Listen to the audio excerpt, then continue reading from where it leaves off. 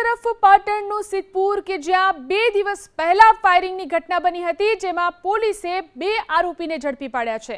રૂપિયાની લેતી દેતીમાં માથાકૂટ થઈ હતી।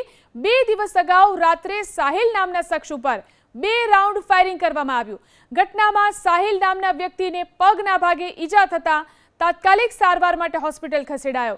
તો ફાયરિંગનો આરોપ હુસેન નાગોરી અને ગુલામ શેખ ઉપર લાગતા પોલીસે બંનેને ઝડપી પાડ્યા છે।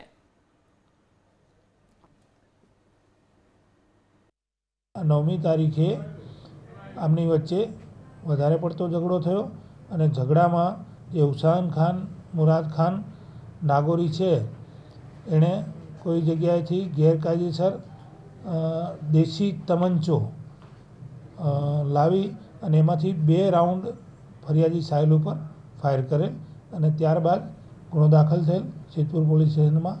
આ બંને આરોપીઓ વિરુદ્ધ ગુનો દાખલ થતા નાસ્તા ફરતા હતા અને તેમને અમારી પોલીસની ટીમે શોધી કાઢી અને એમની પાસેથી જે ગુનામાં વાપરેલ જે હથિયાર છે દેશી તમંચો એ તથા 3 રાઉન્ડ છે એ તપાસના કામે કબજે કરવામાં આવેલ છે।